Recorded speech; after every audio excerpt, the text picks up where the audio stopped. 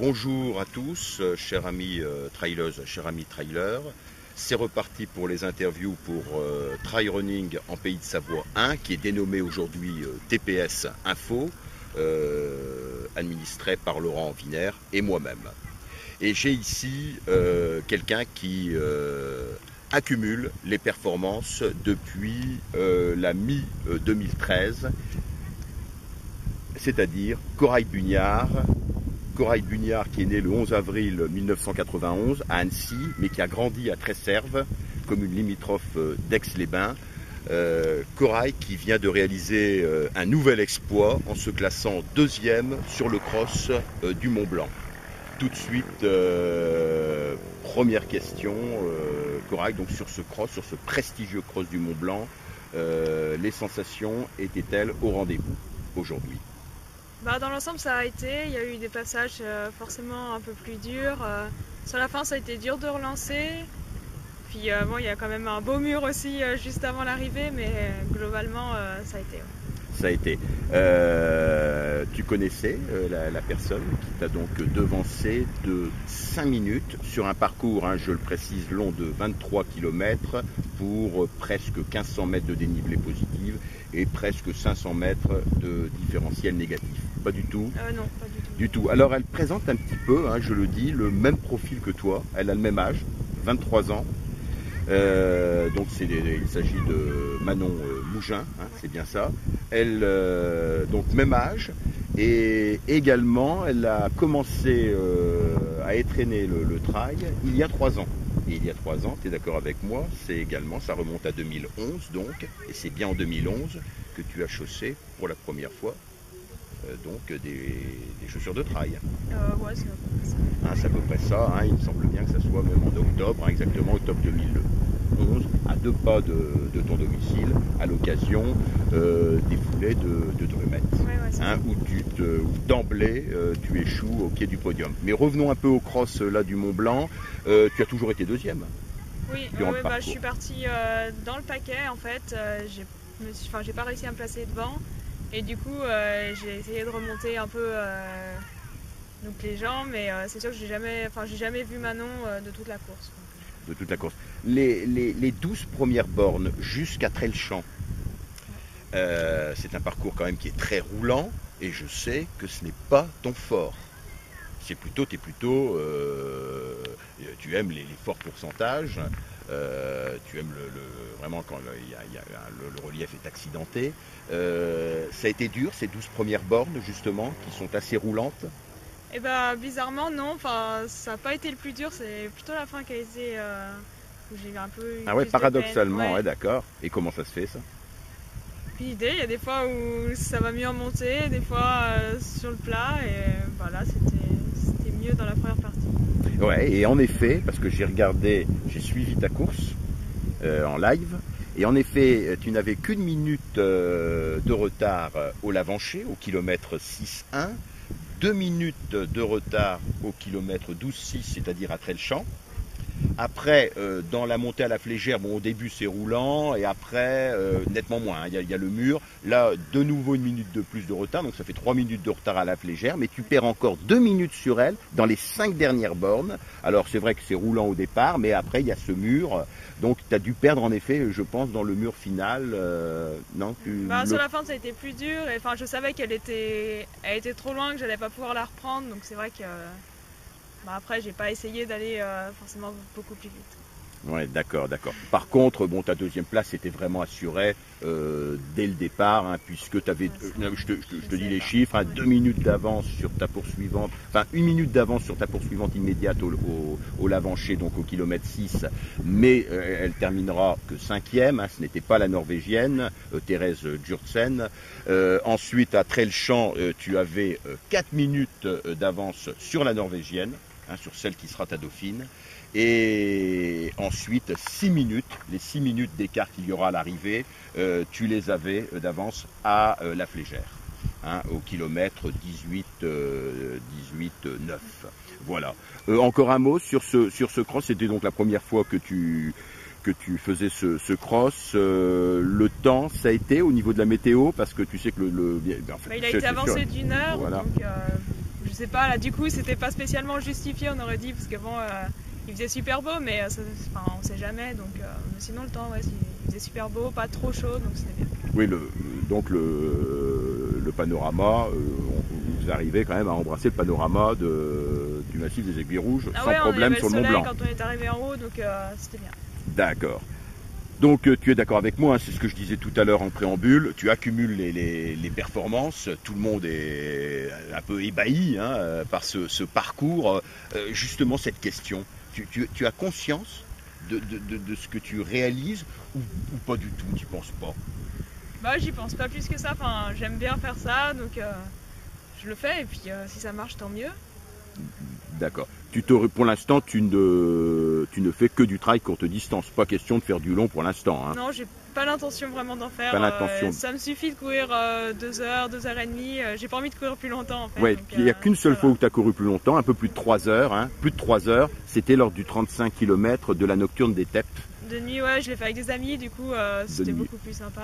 Voilà, ouais. Donc c'était plus pour un peu plus pour s'amuser, hein, mais c'est pas ta vraie distance, d'accord. Hein.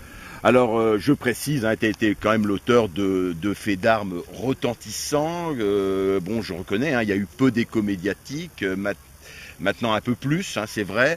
Premier fait d'armes, il faut le dire, tu devances Stéphanie Duc à la course nocturne du Revard le 1er septembre 2013. Tu la devances de 3 minutes sur un parcours de 26 km. Moi, j'avais eu Stéphanie et qui reconnaissait parfaitement la supériorité sur ce coup-là. Hein, sur ce coup-là, ce jour-là, elle m'avait dit, elle m'a dépassé. J'ai essayé de la rattraper, je n'ai pas pu. Tu peux nous raconter un petit peu ce jour qui t'a vraiment, on peut dire que c'est vraiment bon, je dis pas que tu n'as rien fait avant, hein, tu avais remporté notamment la Saint-Inoise, mais bon, c'est vraiment ce jour-là qui t'a révélé au grand public. Bah, c'est vrai que je connaissais pas, je connaissais personne en fait. Stéphanie Duc, je savais même pas qui c'était non plus, donc j'ai couru au début, je me souviens un peu que je l'ai suivi. Puis je sais pas, j'avais envie d'aller plus vite, du coup je vais passer devant et après j'ai retrouvé un petit groupe qui allait à mon rythme. J'ai essayé de les suivre tout le long et ça avait bien marché, donc c'est vrai que je me suis bien sentie ce jour-là, ce parcours m'avait bien plu, donc ouais, ça me convenait bien. Stéphanie Duc qui cette année-là était juste 6e au scratch et 3e française lors des championnats du monde au Pays de Galles en juillet et qu'elle est devenir championne de France de trail et championne de France du TTN. Excuse du peu, hein, Corail, excuse du peu. Deuxième espoir également, tu devances Séverine Bovero hein, de 1,40 environ au Malpassant. Au Malpassant, Séverine Bovero quand même, c'est un sacré nom, hein, une des vedettes comme Stéphanie d'ailleurs du team Terre de Running. Et puis au mois de mai, là, le 24 mai, tu établis le nouveau record de l'épreuve du Petit Savoyard, dont le parcours est inchangé depuis 4 ans, et record qui était détenu en personne de nouveau par Stéphanie, et tu annihiles ce record de plus de 6 minutes. Le Petit Savoyard, là, franchement, t'as dû faire fort, hein, d'emblée. Hein. Là, me dis pas que t'es parti tranquillement. On ne peut pas te croire. Hein. Plus de 6 minutes, je t'assure, hein, sur le même parcours, je me suis informé auprès de l'organisateur, il n'a pas bougé d'un iota depuis 4 ans. Qu'est-ce qui s'est passé ce jour-là? Je sais pas, je savais même pas, mais... Bon, c'est vrai que je m'en souviens plus trop, mais non, c'était bien. Donc, ça remonte il y a un mois, quoi. Ouais, je me souviens. C'est vrai que j'en fais beaucoup là en ce moment, donc je me souviens pas vraiment de toutes les courses. Oui, parce que ça te va, il y a quasiment, tu cours tous les week-ends, hein. Quasiment. Là, en ce moment. J'ai couru tous les week-ends, donc là, je vais arrêter un peu pendant l'été, et puis après, on reviendra peut-être au mois de septembre. Alors, quelques dernières questions sur les structures, sur les structures que tu as rejointes en début d'année. Tu as rejoint donc le Team Technica. Et tu as rejoint en même temps, hein, ça s'est fait en même temps, donc le Team Technica Trail, managé par Xavier Bloem, et puis le club athlétique du bassin belgardien, présidé par Didier Traoré, club où tu assistes en ce moment, hein, je tiens à le dire, à l'Assemblée Générale du CAB. Pourquoi tu as rejoint ces deux structures? D'abord le Team Technica, comment tu as rejoint ce team et pourquoi? Et que t'apporte ce team? Que t'apporte Xavier Bloem? On m'a proposé de les rejoindre. C'est vrai qu'au début, moi j'étais un peu contre toutes ces démarches de rejoindre un club, un team. Puis enfin, ils m'ont un peu plus expliqué que ça m'obligeait en rien vraiment. Donc après, c'est vrai qu'il y a d'autres gens du coup qui partagent les mêmes choses que moi et donc de voir des gens comme ça sur des manifestations, c'est plutôt bien. Et comme ça, on peut partir ensemble, des fois faire des déplacements. Donc j'ai découvert autre chose et je les remercie les deux, à la fois le club et le team. Voilà, et puis tu côtoies des trailers quand même de renom qui peuvent quand même t'apporter un certain nombre de choses. Oui, ils ont une expérience que moi j'ai pas, donc on peut discuter un peu de ça. Moi je pense, je cite quelques noms, j'espère que tous les trailers du Team Technical ne m'en voudront pas, mais moi j'ai en tête Lionel Bonnel, Aurélien Brun, donc il y a Eric Carassu qui t'a fait un peu rentrer au Team Technica, Patrick Ray également, et puis Sandrine Motoros. Donc c'est pas rien de côtoyer ces athlètes réputés. Et puis le club de Bellegarde, ça c'est un petit peu Fred Thérisot et Anne-Lise Chamiot-Poncet qui t'ont fait venir. Donc là un club FFA, là aussi tu peux nous expliquer un petit peu. Non, enfin c'est un peu la même démarche, à peu près la même. Ouais, c'est pareil. Pareil que le team. Tu fais pas de différenciation entre le Team Technica là-dessus et le club de Bellegarde. Non, pas vraiment. Mais enfin, le Team Technica, il y a quand même des stages de trail.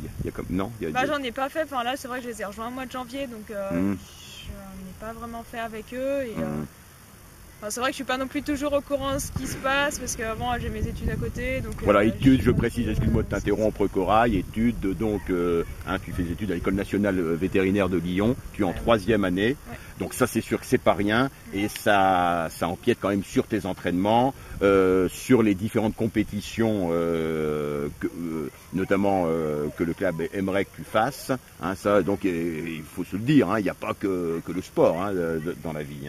Et donc, c'est mes études avant et puis après quand je peux faire à côté le sport, j'en fais. Voilà, et là je terminerai justement là-dessus. Tu sais que le CAB, il y a une certaine exigence, enfin une certaine exigence, on va dire peut-être un peu fort, mais souhait de la part du président Didier Traoré de faire un podium, aussi bien sur les championnats, un podium par équipe, aussi bien sur les championnats de France de trail court que sur les championnats de France de trail long. Donc bien évidemment, mets-toi à la place de Didier Traoré, voyant les performances d'une certaine Corail Bugnard, il espère qu'une chose, c'est que tu participes à ces championnats de France de trail court qui auront lieu donc le 28 septembre à Buis-les-Baronnies, dans la Drôme provençale. Y seras-tu ? Je peux pas le dire, maintenant, j'en ai aucune idée. Aucune idée, parce que il faut disputer une épreuve du TTN, tu sais que ça c'est. Ça, je suis pas sûre de pouvoir le faire. Voilà, épreuve du TTN, il en reste plus beaucoup. Il en reste plus beaucoup. Je verrai au mois de septembre, je prendrai ma décision. Voilà, tu penses rester justement dans ces deux structures la saison prochaine? Là non plus, aucune idée. Également. J'en suis pas encore là. Là, je viens de finir mon année scolaire. Après, je vais penser un peu aux vacances. D'accord. Un dernier mot, tu viens quand même de l'Aviron, c'est bien ça? J'en ai fait pendant 5 ans à Aix-les-Bains.